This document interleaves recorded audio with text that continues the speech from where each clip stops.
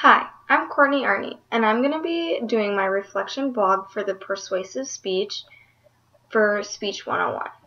The first question is, what was the purpose of this speech? The purpose of this speech was to persuade my audience about a specific topic. I wanted them to know that the death with dignity law is good and that they should let the law stay in place or to let it pass if they don't already have. The second question is, how did you feel going into this speech presentation? I myself was really nervous to do this speech because I wasn't prepared at all. I waited last minute to do my note cards and I didn't get any practicing in. The third question is, did your speaker anxiety increase or decrease as you began your speech? At the beginning of my speech, I felt less anxious than I had before, but as my speech kept going on, I got more anxiety because I knew my speech was getting pretty long and I wanted to hit the right time requirement. The fourth question is, was your technology adequately prepared, and what could have been done differently or better? I think my technology was prepared as far as the camera goes and the audio. What could have been done differently is having a better angle and having the camera follow me better. The fifth question is, in terms of structure and organization, what element felt natural to you and what felt odd? The element that felt natural to me, there was two of them.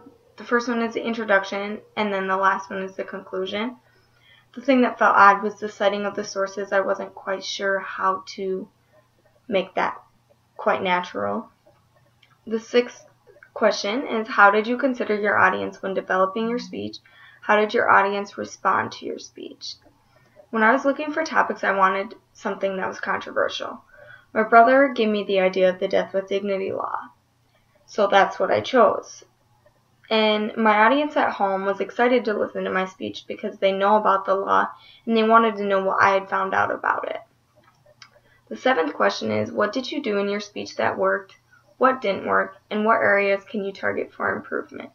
In my speech, I used my hand movements to show the first, second, and third points to help people follow along. What didn't work was my movements. I didn't have much room to move where I was, and my audience didn't know exactly why I was doing it.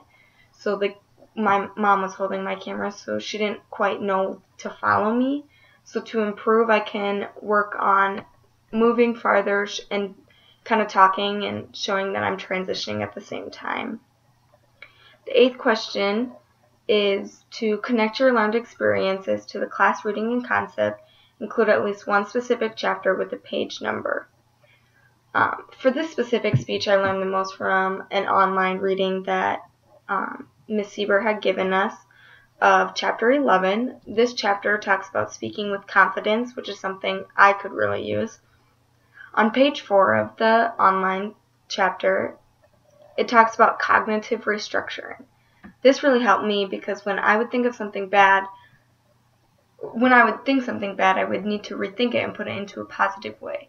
This is the third step of cognitive restructuring. It says, replace destructive thinking with supportive thinking. And I think this is something everybody can do, even if you're not doing a speech.